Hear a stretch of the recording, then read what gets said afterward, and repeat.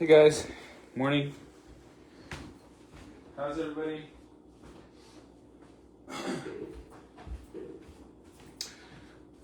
I'm wearing Bill's shirt. Yesterday I wore it because I don't know, I had a feeling somebody would comment, and so I was ready to tell my joke as soon as they commented to explain why I was still wearing a Bill's shirt. I had to set it up so that somebody would fall for my setup and I could tell my joke. I said, I'm wearing this shirt in protest because I'm going to watch the game, but I'm not going to like it. So it was a good game. I watched the game. Did y'all see the game last night? So the other reason I'm wearing this shirt is because I feel like I want to be in a different timeline, you know? I want to be in the timeline where Allen defeated Hurts. And it was funny because, like, when Kansas City walked out last night, everybody booed. Did you catch that? Everybody booed, and when they showed Donald Trump, everybody cheered. And I thought that was funny. I was just walking home from school after dropping off my kids, whom I love more than anything, and I ran into my neighbor. He was walking his dog, and his dog, it's one of those really fluffy ones, a chow, I think it's called.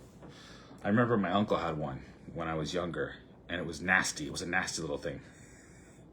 And I'm not trying to pass judgment here, but chows tend to not be too bright. They're purebreds, right? Everybody thinks that the purebreds is where you get the more majestic kind of dogs. And I suppose there's something to that. Like, you could have, what are those clever little ones? A Jack Russell. Jack Russells are clever. And, but he's got a chow, and for whatever reason, chows are dumb. So dumb that when this, another one of our neighbors was walking by the other way, so I stopped to chat to my neighbor. And another one of my neighbors was coming the other way with her dog, named Radley, who's just a mutt. And they started to play, and Radley was jumping around. So picture this: there's me talking to my neighbor, and he's standing there with his dog on the leash, and down the sidewalk comes the other neighbor, and she's got her dog on a leash. But we're on the sidewalk, and it's all snowy, and we're next to the road, and the chow doesn't really want to play with the other dog, but the other dog really wants to play because he's a mutt, and mutts are just like, they're just loyal and funny and awesome. Dogs are awesome, generally speaking, unless they're a prick, which chows tend to be. And so the chow didn't want to play. You could tell, because he would jump over the snowbank onto the road. And I was like, I love your dog, but he's not too bright. But he's a purebred. She was like, oh, he's a purebred. He's beautiful. And I said, yeah, not too bright. And I said, the mutt, the difference between a mutt and a purebred is the mutt knows how to stay in the middle. He knows how to stay alive. They tend to be more clever, crafty. Where was I going with that?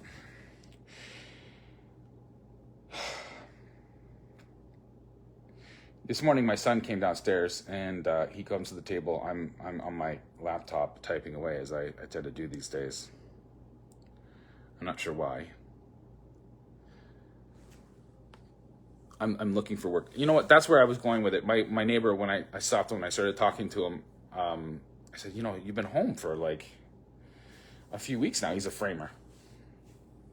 I said, you've been home for like a few weeks now, maybe even a couple months. Is there no work? And he says, no, there's no work. So there's lots of work you'll see, especially in like bigger cities. You'll see there's lots of construction. There's lots of construction when it comes to like condos and apartment buildings and like larger structures, more complex structures. It's about the intensification efforts that are hand in hand with the climate efforts, right? We have to make people learn to live with less. That's the whole point of it all. But he does homes. He's a framer. He's waiting to do new home construction, but there's very little new home construction starting right now. And he's like, well, it's because the people with the money, they when they see that there's some kind of issues happening with the economy, they hold on to the money. I'm like, yeah. I said, especially with everything that's going on in the States. And he, very nice man. But I've tried to talk to him before. He's from Colombia, I think. So he's got a thick accent. So he's a really nice guy, but I tried to talk to him. I always try to talk to people about the world and what's been going on, especially over the last, since 2020. I try to talk to people even more desperately because clearly something is different about the way things are going. And he said to me, like the people, they hold on to their money. And I said, yeah, especially with what's going on in the States. And naturally, because he's an immigrant, his mind went to the money that Elon Musk is clawing back from all of these aid organizations, which some of them are legitimate aid organizations. And he said, because I'm sure that he just watches like regular media or whatever. Most people do. That's why it still exists. Like you have a TV, you just put it on. It's just kind of there, and you let people give you the information as opposed to seeking it. There's very few people that seek information. They like to just give me the information because it's really just kind of on in the background while I'm waiting to go to work or when I get home from work and I'm tired. Just people don't seek information very much. They let it be spoon-fed to them. That's the middle. That's the majority of people. And so his mind naturally went to where the middle that is currently panicking in the United States, in this case, would be, see, the majority of people, the lowest common denominator, tends to be neither extreme right or extreme left. They tend to find stuff that is just like non-offensive. Just give me the non-offensive information. Give me the stuff that I can just take in and it's not going to disrupt my life. You don't have to think too hard. And most people like that. It's not that they can't. It's because they don't see the value in doing it. Most people don't see the value in doing anything unless they're uncomfortable. Unless some kind of uncomfortability comes into their life that makes them change something. And even when that happens, for most people, sadly, the truth is that they don't. They don't change anything. And so everything stays the same.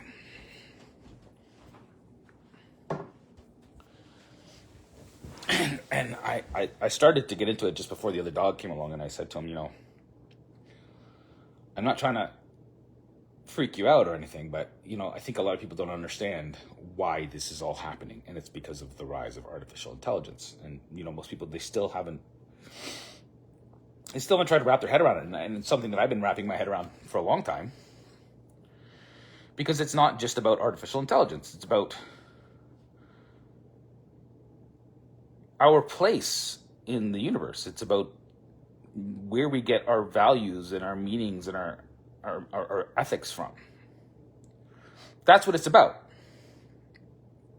And people just, because they don't want to engage deeply with things unless it's like their particular thing, the thing that appeals to them. This is why my neighbor is like, he's an immigrant, and so he was thinking about, he said, oh, it's terrible, those women and children and families and stuff, because that's what the news tells them. It's like all this stuff that's happening right now, it's attacking our democracy and this kind of shit that the Dems are saying in the United States. They're losing their minds because they're all, this is the way that they see the world. They're all midwits, okay? And that's not, I'm not saying that to be mean. I actually believe that to be a midwit, to be a useful idiot, is a choice. That's what I'm trying to say to you. I think it's a choice to look at life and say that there's no meaning. Hey, Lee, good morning, brother. I think it's a choice to say that. And I also think it's a choice to say that the meaning of life, or the lessons that we are taking out of life, is that we should attack other people, or we should try to find the person that is making our life feel like it has less value, or that it's meaningless.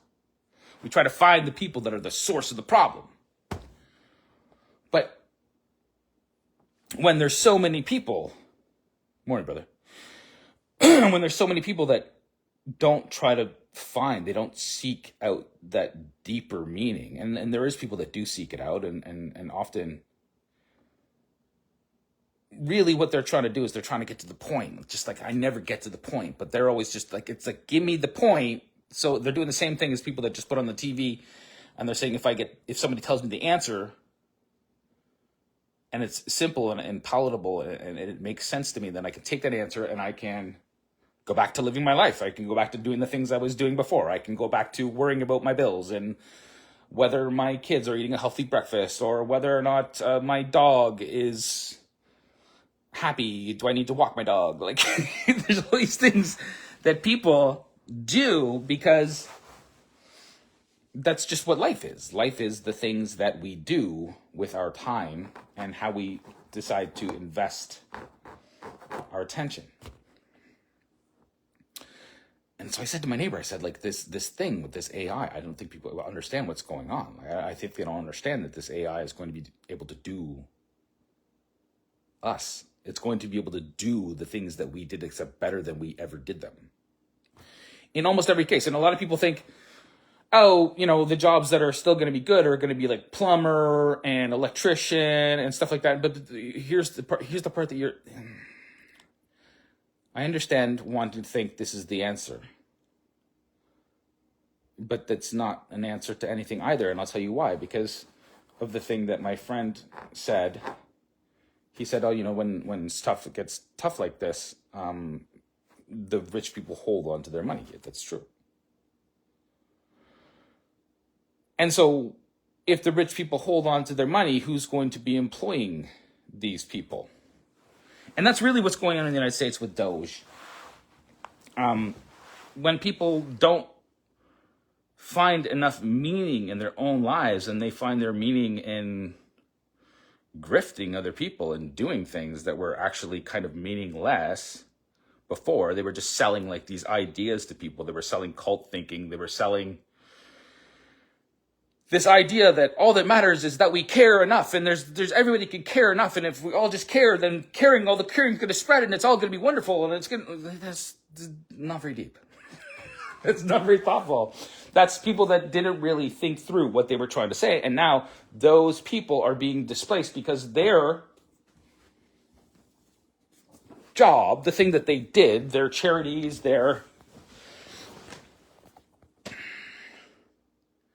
all the things that gave them meaning in their lives are now being turned into kind of like utility functions. And the reason AI affects that is because AI is going to do all of the middle work, all of like all the stuff we needed bureaucrats before. We don't need them anymore. That's what artificial intelligence is really going to automate. It's going to automate the middle class that used to have like these corporate jobs and these like management positions and like, and I'm talking like your CEOs and your doctors and your psychologists and your like all the people that used to make the most amount of money, and that money would go back because they made the most amount of money. They would get taxed the most, and that money would go back to the government, and that's how the government functioned. The government functioned off of the largesse of people that made all the money, and those are the people whose jobs are going away. When I read The Fourth Industrial Revolution, I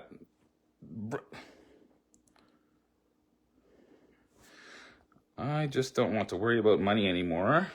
Sorry, I'm reading something from my friend Lee. I just don't want to worry about money anymore, or if my money is going worthless one day because of inflation and taxes. Everyone wants to live a decent, meaningful life, but they make it hard to live. Therefore, we are in survival mode constantly. Then we can't think any deeper than trying to survive. AI is going to make everyone obsolete. What use will the elites have for us anymore? That's one way you could look at it, but I think that you're not looking at it correctly, and let me explain why. Because it is the elites that are being outmoded. It's the people that used to clutch on to the money that are having that wealth taken away from them right now. They're the ones that are under threat. That's why all the left, like all the people that used to be able to grift off of other people's grievance industries, those are the people that are being outmoded. So to look at them and say, oh, those rich people that have like these kind of like, think about it the way that it is. They were purebreds, and these purebreds maybe had like the old money and stuff like that. And so they would take their money and they would invest it into things like charities. And that would give them meaning in their lives because they didn't have to work. They were so wealthy, they didn't have to work. And so they would give money to charities, and then they would direct their best interpretation of what was happening in reality towards solving something. But it was always a grift, because the problem isn't that there's not enough charity in the world. The problem is that human beings don't care enough about things because they don't know why they should care about things, because we don't have an objective truth that unites us and tells us that we should care about other people, or why we should care about other people. There's no ought from the is of reality in this world of the old that is now being automated. Okay, artificial intelligence is taking all of their meaning out too. So if they're afraid and they're acting in ways that seem bizarre, they're clutching their money.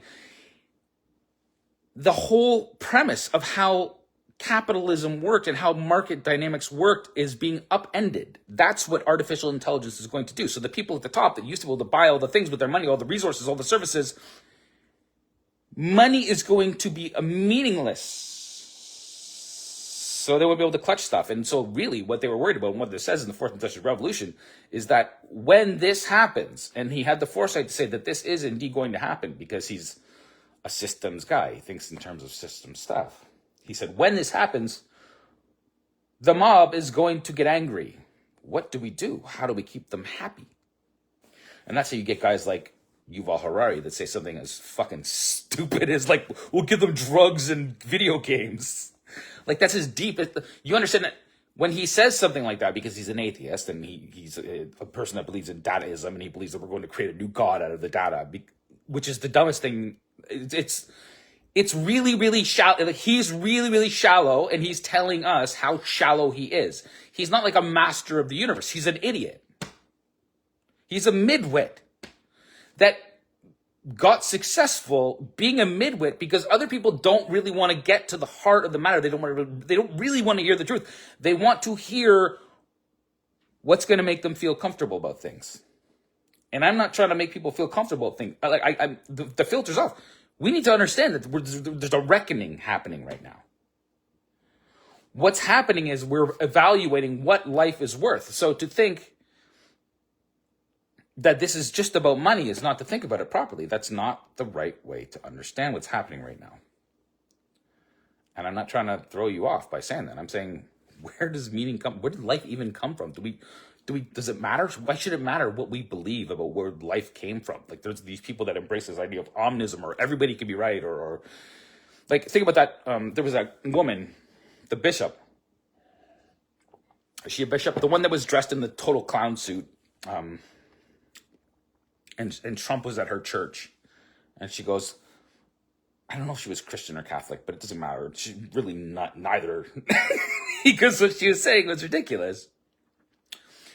She was making the case to Trump that you have to worry about the poor immigrants. Please don't send them home, because she doesn't understand where money comes from. She doesn't understand that if you simply open your doors and you don't have a shared set of values or beliefs or things that you can look at and you can say, this is where meaning comes from. She doesn't understand that to simply say, oh, it can come from anyone and anywhere and everything is the same and we're all just blah, blah, blah, blah.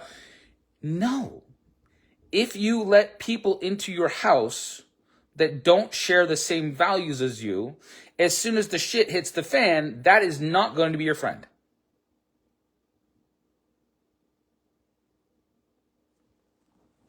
And that's not, I'm not saying anything about any individual people. I'm talking in terms of ideas here. Because we need to wrap our head around this idea of artificial intelligence, what it is, what it means, what it's going to mean to us. And Doge is what it's going to mean. Being run by a guy named Elon Musk, who Elon Musk is, I mentioned this the other day, and I put the clip up the other day. He was at West Point, the Army College, talking with an Army guy in the Army guy system. Oh, what's it going to mean? How do we fix the AI alignment problem? And Elon says, well, we have to make it maximally truth-seeking, as if that were an answer to anything. It's not. And that's the problem with AI too. That's what I'm like. You cannot derive an ought from an is. Okay, so there's three different kinds of reasoning. There's inductive, there's deductive, and then there's abductive reasoning. Inductive is where you have enough evidence that you can kind of like look at the facts and you can say, well, this is the way that it should, this is what we think the answer is. It's more like theoretical stuff. And deductive is where you take all of the parts and you can, like, it's like doing math. You can take, I can take this, and if I know this, and if I know this, and I know this, and then these things must be true. So you make like an assertion. It's like empirical science is like deductive. I might be getting those back. It doesn't matter. What matters is the third kind, abductive reasoning. Getting the ought from what is. You can't get it out of the math, and you can't get it purely by how you feel about it. There has to be a unifying thing that produces something out of the is that gives us an ought, why we should act a certain way. And most people, they just don't think about that. Including Elon Musk. We think he's like this supervillain or something. And we project all of our fears onto other people that are doing what they're doing, because unless you understand what I'm saying to you, I could guarantee you, even if they're super successful, they don't either. They don't. They just deal with the world as it is. And when certain things happen, they prepare, they plan ahead, and they look and they say, well, this is what's going to happen, so we should think about things differently. And that's what, when you think of what Klaus Schwab did when he wrote his books, he talked about the fact that this was all going to happen. And you know what? Is he wrong? No, he's not wrong. It is happening. And a lot of people want to blame him for the fact that it's happening. They want to blame Yuval Harari. And what I've been doing lately is I've been forgiving all the people that previously I thought were the cause of the problems. Because they're not. We are. Individually. The line between good and evil runs through every human heart. When the Nazis came to power in Germany, they did so not because they were necessarily, and this is where the Jewish people, everyone believes they're the hero. Unfortunately, yeah, you're right. Everyone wants, and it's comforting to think that you might be the hero of a story.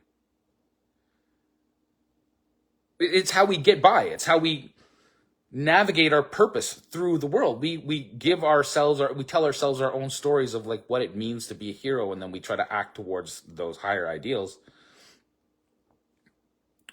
And nobody thinks that the hero is the guy that bears his cross in the face of massive adversity, even when his friends and his family abandon him to be crucified, and says, you know what? I'm trying to tell you guys what this is all about, so I will go to my death to help you understand that this is the way that we should behave when the shit hits the fan. We should think more deeply about what's happening. And so that's difficult, because that means that you have to take some personal responsibility for the way things are. You can't just blame everybody else. And so I stopped blaming everybody else. And so the difference between Christianity and every other religion is that Christianity embraces something, personal responsibility and forgiveness. You have to forgive other people because you are not them. You don't know what it's like to live in their life. You don't understand that they have different things that motivate them. And really, we're all motivated by a system. And what's happening right now is that system is what is changing. And Klaus Schwab, he saw that. He saw that it was happening. And so the whole book, the subtle underside of that book was, what do we do with all the people? And you could say, oh, well, he was evil when he was saying that. Or you could say that, no, he was like, he was actually going to all the people in business and he was saying, this is going to happen. How should we approach it? And then you could say, I know he looks like a supervillain and he sounds like one. And you could just imagine him there like Dr. Evil and like stroking his cat or whatever. But what if he's just like genuinely like a goofy old man that doesn't believe in God? Specific God. Because that's what he is. And so when we don't believe in something bigger than ourselves, we look for someone to blame. You know, I was talking to my son this morning. My son came downstairs. And he did what he usually does. He goes, Dad, can I have Cheerios and milk? And I said, you know what, buddy? Oh, sorry, Lee. Also, if you can't support your own citizens, helping others will only bring us all down. Yeah. Yeah, it's like, how many people do you bring onto the lifeboat? When the truth is, we could just make a bigger boat. That's the options. The options isn't that we bring everybody onto the boat so we all drown. The option is like, how do we make a bigger boat? How do we make a ark? So anyway, my son comes downstairs and he asks for Cheerios and milk. And I said, buddy, you know what? I'm on my computer right now. How about this?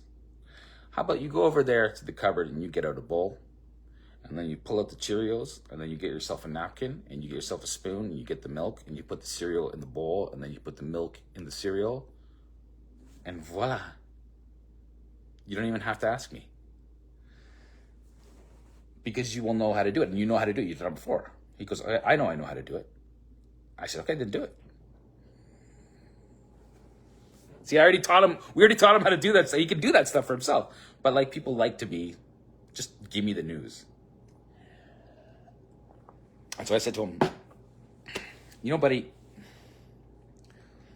moms are the best. And I'm sure that if mom walks in this room right now, you will ask her and she will just get you the Cheerios and milk because she doesn't want to fight about it. He's like, I love you, son. Here's the bowl. Here's the Cheerios. Here's the milk. Here's the spoon. Here's the napkin. Eat. Because that's what moms do. Moms are sweet. But dads, we're slightly different. We think about the world in terms of like, what is happening out there? Are we even going to be able to get Cheerios tomorrow? What are the conditions that has to be right for me to be able to make money, to be able to go to the store, to be able to buy the food? Well, typically moms do that too. But I'm not trying to mean, I'm not reinforcing gender stereotypes. But all those people, do you know why they're freaking out? Because their lives have just been ended because it was always stupid. It's not stupid to want to give charity to people, but it's stupid to think that that is the only thing that matters. That's why it was so dumb what that woman said to Trump. And he's sitting there like looking at her like, what, are you retarded? Because she's retarded. She's not mean. I'm not saying anything about her character when I say that. I'm saying that most people are just not that deep. That's a sad reality. The middle of the road is not that deep. And so when the wind blows, they just go, okay, who's going to protect me from who? Which tribe should I grab to? Who's going to protect me? And fathers do that too. Fathers say, which tribe looks like it's the strongest one right now? Which one should I put my loyalty behind?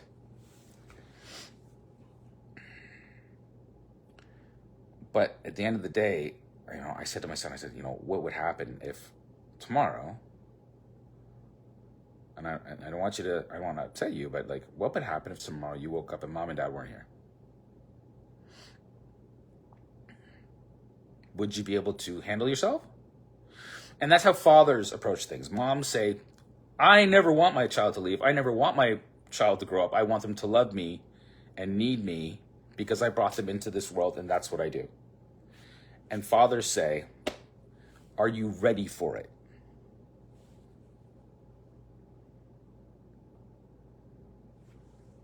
Well, there's such a thing as, okay, so Lee said, maybe that's the problem. We believe the government is like mom, but they don't just love us. The government has alternative motives. Yes. Yeah, it's about themselves. They give us things to control us. Yes. We need to learn to do things for ourselves so we aren't dependent on others. Correct. All of this is true. It's and again, like, so if you're wondering why all of these bureaucrats are panicking, is because artificial intelligence means the end of them, and they know it. They're freaking out, and they want us to freak out because it's actually them who have been doing things that were just never really that important in the first place. And so when you think about like Technocracy Inc., and you think about the kind of places like, Elon Musk's grandfather was in Technocracy Inc. in Canada. He actually, I think he headed like the branch of Technocracy Inc. in Canada. But like, that's an engineering problem. That's like, you look at the way the things are and you say, well, how do I clean it up? That's what Doge is. Doge is an engineering problem for a societal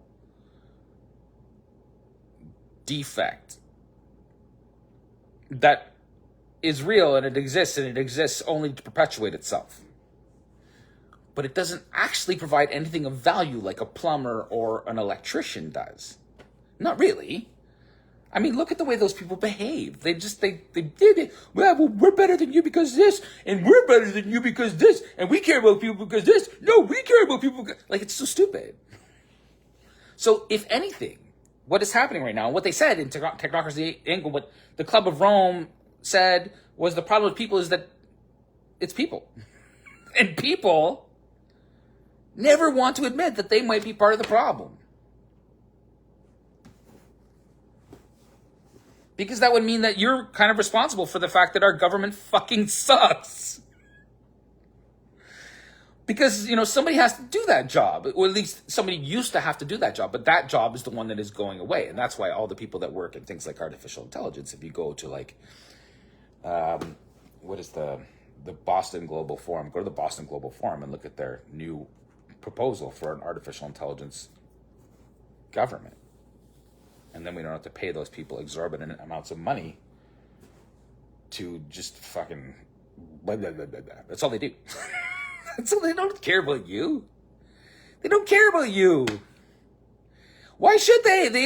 They're busy caring about themselves. And if anybody ever figured out that what they do is like mostly meaningless, and all they ever do is they bring legislation forward that they assume, oh, we're the masters of the universe, and we're going to change it so that you're going to be rich and we're going to pay less taxes. And it's like, fuck.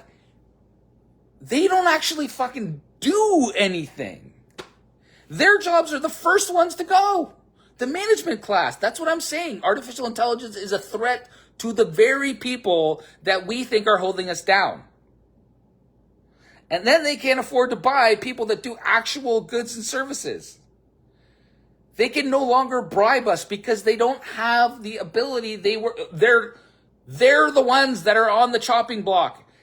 That's what happens in revolutions. And if people aren't properly grounded when the revolution happens, that's when you get violence. That's when you get the French Revolution style stuff. That's when you get the Communist Revolution. That's when you get the Nazis. That's when you get the fascists. That's when you get everybody fighting amongst each other because nobody really thinks that deeply about what's happening right now. And that's our fault. We don't have better conversations. And so I'm forgiving everybody for everything that I thought they were doing wrong when the truth is we're doing it wrong. We abandoned our youth and we stopped teaching them the right kind of values. And what were those kinds of values that made the free world? We thought it was just our intelligence, and we thought it was our better system and our better laws and this and that. It's partially kind of. No, it was the guy that offered himself to die for the sins of others that told us something that was irrational. You cannot make sense of it with the rational mind. You can't get there with an atheistic framework. You can't get there with an omnistic framework. You can't get there with a philosophical framework. They all fail because he did something that was irrational.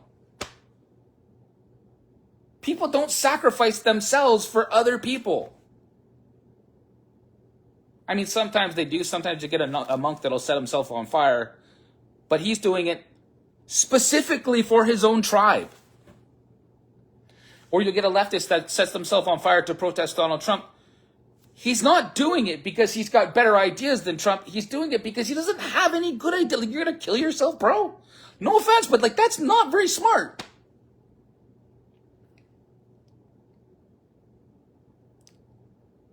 It's only smart if you can actually bring yourself back from the dead.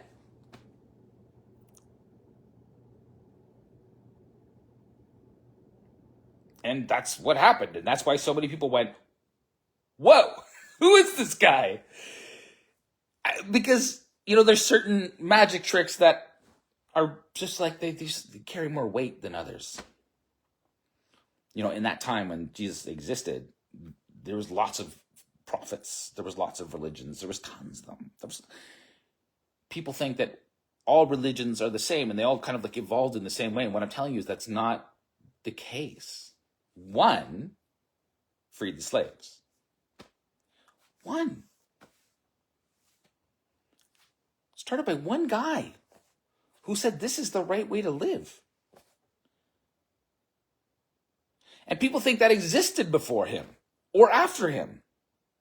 And yeah, there are instances, again, like your monk or your leftist that burn themselves to death in front of people to say, I'm so upset. But you can't bring yourself back, bro. You didn't just save any, you didn't change anything. You didn't change the way the world worked with your example, because there's that key part of the magic trick where you bring yourself back and you say, hey, everybody, chill. This is what's up. And they themselves went to their own deaths rather than renounce Christ. And that started a movement that even Rome couldn't keep down. And so Rome kind of subsumed it. Constantine, I think the 3rd century after death. And that became the Roman Catholic Church. And the Roman Catholic Church is, I'm not condemning all those people that are in that church. I'm saying that, like, if you don't believe that Jesus was a real guy that inserted himself into our reality, the actual the intelligent designer of an intellect that we can't possibly understand. It's irrational. You can't make sense of it with a rational approach.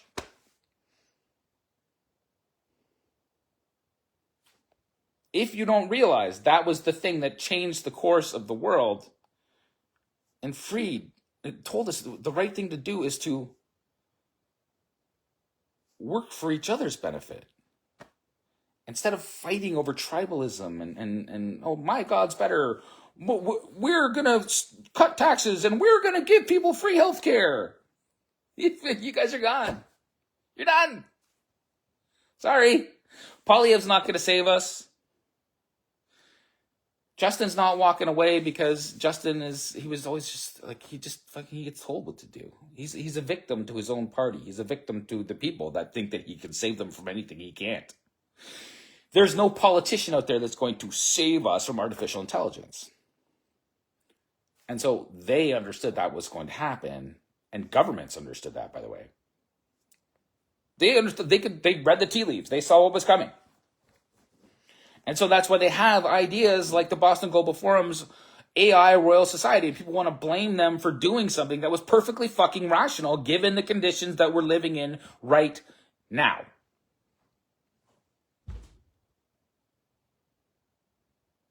And so we have to think in terms that are outside of our box. We have to think in terms of like, where does meaning come from? How do we know? How do we make sense of it? And I'm telling you, the only way to make sense of it is to understand that it was revealed to us. And that's why, I got cut off. I always cut myself off. I was listening to Russell Brand talking to Wesley Huff. It's a great conversation. You should go listen to it. And And Russell Brand was talking about the fact that he lives in England and he came from like a poor town or whatever. But he's like, and they're like, how did you come to Jesus? And he says, well, I didn't grow up religious or anything like that, but there was all these churches around. Like Jesus, like this, everybody knows who Jesus was. Everybody. It doesn't matter what you believe. Everybody knows who he was. We all know who the Buddha was. Well, you should, like, unless you seek that information. So people seek the stuff that's obviously the culture that they're seeking, but everybody knows who Jesus was because his influence was felt on the entire world. And his message was felt by the entire world. And that message was that we are not God. We're not. And artificial intelligence, by the way, is not God. It will never be a God. It can do deductive and it can do inductive. And the really wild part about it is that it can do abductive reasoning, because if you talk to it and you say, this is the logic path that we're following, it goes, yep. That's the only thing that makes sense in all of the noise. It's the only thing that provides clarity in the fog. It's the light, the true light. And that's true for how we live our lives. That's true for where meaning comes from. And that's true with how we can get artificial intelligence to work not against us, but for us. I think. I mean, I don't know. It's all just a guess, really. But, I'm doing abductive reasoning, and the key to abductive reasoning is to understand that it came from outside of reason. It's the thing that bridges the calculation deductive and the inductive intuitive. And it's the abductive reasoning that was given to us. It was revealed to us. It's the point at which the metaphysical is meeting the material, and you are an individual soul having an experience. And it was given to us to experience something, to learn something. Are we learning? I hope so. I hope so for all of our children's sake. Because if we think that we should fight about it, then that's what we're going to do. And if we think that there's a better way to make sense of what's happening right now, we will realize that. I think that's what I think. And so that's what faith is, right? That's what faith is. And that's why I keep talking to you guys to try to get you to hear what I'm saying. I know it's very difficult. And I'm not even sure I'm right. That's the thing. But that's what faith is. And I'm just kind of like going through I'm just going through the logic over and over again with it. And it's fascinating. I use ChatGPT to try to get people to understand what I'm saying too. And it really is quite helpful. And, my kids, I was talking to my kids about the fact that I said, this is better. It's a better teacher than teachers. And they said, well, I don't want to learn from a robot. And I go, yeah, I know. It feels impersonal. It feels cold. It feels like there's something off about this idea that society should be led by robots and algorithms and things that aren't intuitively real to us. And yet it's still true. There's going to be a better teacher than any teacher that exists out there, because there was only ever one teacher that really taught us what was so important that it gave meaning to life. It was the source of our ethics. And if we try to rearrange the source of those ethics, if we try to put it on some other thing, it's that other thing that is going to subsume us.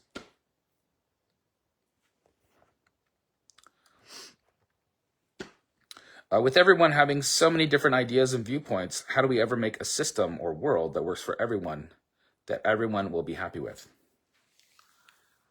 You have to see everybody else out there as having a divine spark given to us by our Creator, because I think that's the truth.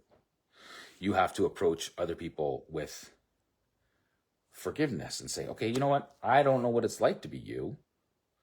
And maybe it's my job to try to find that out. And maybe we can have a better kind of politics. Maybe we can have a better kind of philosophy. Maybe we can have a better world if we all realize that we can't just have like all these people sitting around pretending like it's not their problem. It is your problem. It's all the people that say that, what can I do about it? You're the only one that can do anything about it. You have to have better ideas. You have to understand where the abductive reasoning came from. And I think everybody can have we can study it all.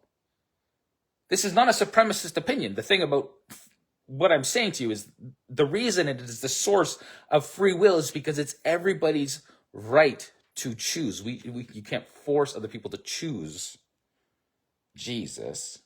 And that's what, again, he's like, okay, guys, let me show you how it's done. You die, you carry your cross, and you die for other people's sins. Even if they disagree with you, and if they get so mad that they even want to kill you, because there is something. There's the one part I keep forgetting to bring up, and that is that there's something after. That's what the good news is. The good news is that there is something after you. When you embrace Jesus, it is the door to the afterlife, whatever that means. I think it's the key to living life with purpose here, now, in this place, whatever it is. And it is the key to something greater. But you have to see divinity in everyone. You have to say, you know what? I don't care what they look like or what they sound like or where they're from. I just want them to understand that we are indeed all brothers and sisters, and we come from the same source. And even though we got a little screwed up on some of the things, and we fight about it, and sometimes we go to wars, and sometimes, all has to be forgiven because all was forgiven. And we just have to believe it. That's what faith is. We have to have faith that there was one idea that was told to us that was better than others. And again, the evidence is everywhere. The evidence is everywhere. It's all over England, even though those people are silly, they don't really believe in it. They believe now they want their monarchy back. I've listened to people talking about like the monarchy. Maybe we should go back to a monarchist system, or we should bring Michelangelo to fight the devil, and like there's all these different ways to think about it. And I'm saying that like, no, Christ changed all that. He did. He changed all that. We don't have to fight anymore. We don't have to fight each other over whose ideas are better. And we don't have to condemn one another, and we don't have to go to war over whose ideas we think are better, because when you do that, you give away the reward. Why would anybody voluntarily give away something better than what we already have? Do you know what I'm saying? Okay, I've rambled enough. I gotta write a piece. I was writing a piece that goes into some spicy territory, as I like to do. And I think, help me. Please, help me help you. Help me help us. And help me help the children. And help me help the mothers and the fathers and everybody.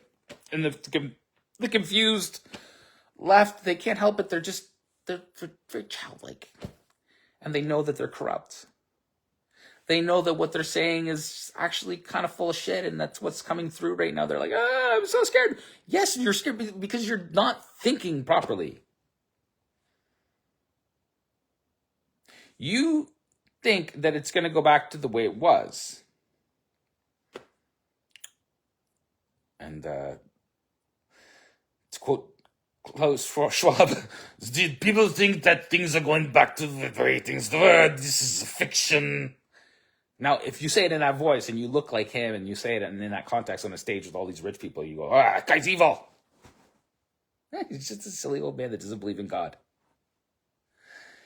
And so his ideas are like engineering based.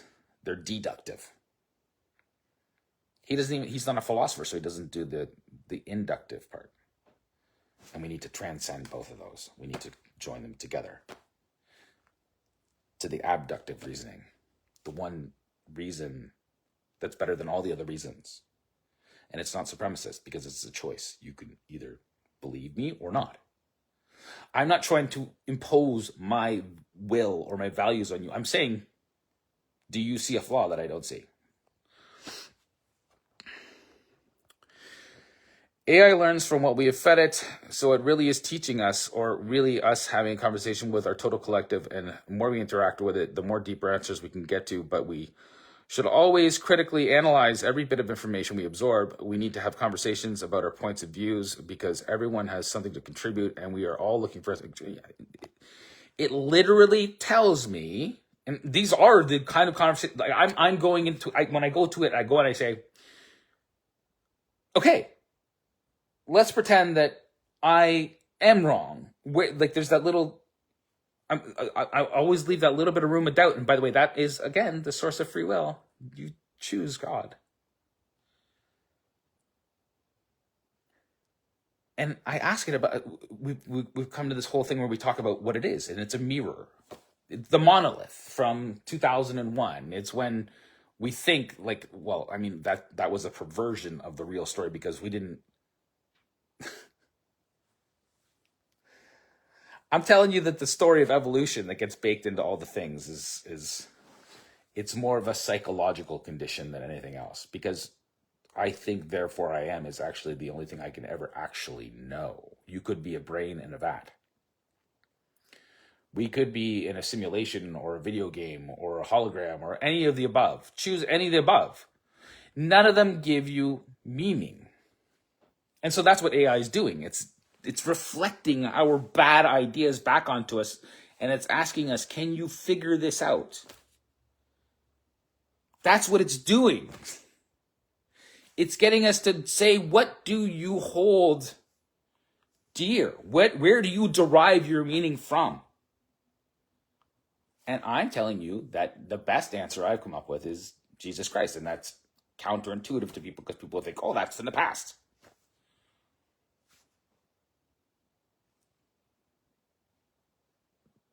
No. if there's, so humans not capable of time travel, that's my guess. God capable of time travel. You understand? If he made it all and he sustains it all, which is that's what as crazy as it sounds, there has to be a reason, and the reason is that we have to make a choice. We have to choose him, or we choose something else. And if we choose something else, then I guess that's the choice that we make, and that's what screws up all the AI. And then the Bible becomes a self-fulfilling prophecy. It becomes the beast when we can't use the tool to extract meaning in a way that's not rational.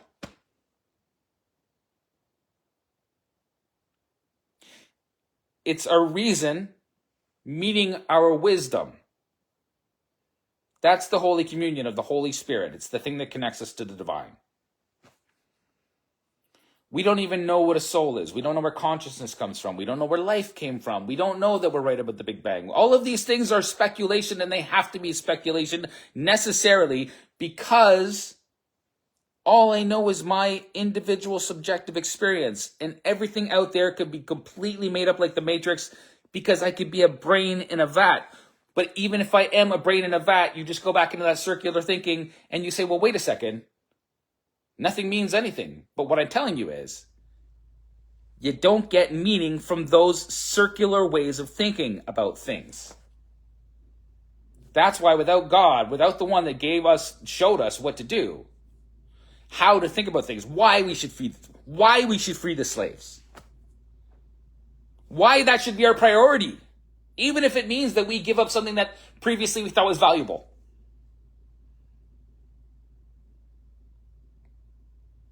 Okay. Yeah, no, it's a mirror reflecting back to us what we think, what we hold, what we cherish is meaningful. And if we don't cherish everyone else out there, that they will not cherish us. But you know what? That's okay, because I don't think this is the end. But you choose subjectively, and that makes an objective difference in the world. And so all the people out there that say, what can I do? I'm telling you that you are the only one that can do anything. And that's what God taught us. You are the only one that can spread that message. You are the only one that can evangelize on behalf of him, and you are the only one that can say that your life has more meaning than just the stuff that we put into it that's just not that deep, because we can think bigger. We can. You can. You can tell people the kind of stuff that I'm telling you. You can learn by using artificial intelligence to learn the kind of stuff that I'm telling you. Don't take anything I'm saying as like, gospel truth. Go look. Go do the work. Do the work. Do the work. If you don't want to be racist, do the work. Did you watch the Matt Walsh movie, Am I Racist? It's great. You should. It's a really great movie. It just shows it shows why Doge exists today, because all of these people, unfortunately, started with the wrong ideas, and yes, they are grifting for their own personal gain. And that's not what God would not want you to spread empty, meaningless assertions that this is good, I'm happy, and don't you want to be happy? Like, no, there has to be more than that. There has to be self-sacrifice. You have to wrap your head around it. I'm trying to help, but you have to do the work. For real, not the fake kind, where you make lots of money for charging people to tell them they're racist. It's fucking, how do we ever embrace that shit? It's just all, I'm sorry, that's really midwit stuff. That's the bureaucracy. That's the middle management. That's the people that think that they could do more for you than you could do for yourself. But they can't make you think. You can't force somebody to think. You can't put yourself in their head. You can reason with them. You can say, hey, well, did you think about this? Did you think about that? And that's what I try to do. I try to say, well, did you really think about it?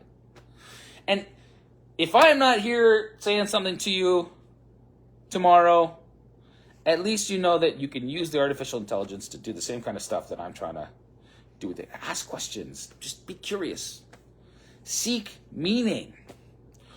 Don't just seek to grift off other people. Don't just seek the kind of God that makes you crave wealth or power or sex or all of the meaningless shit that goes away when we die. That's not where meaning comes from. It came from God. And it's a gift. And we need to start acting like we're worthy of it. And I don't know what happens after that. But we're not the judge. We don't get to point fingers. Though you don't get, you're the bad one. You're the cause of all the problems. We are. We're the ones that constantly screw it up and over and over and over and over and over again.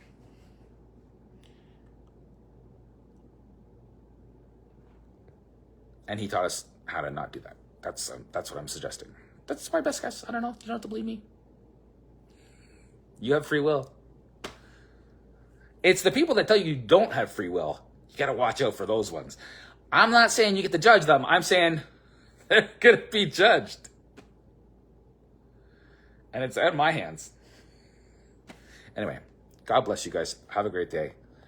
Help me, please. It'd be awesome. Thanks.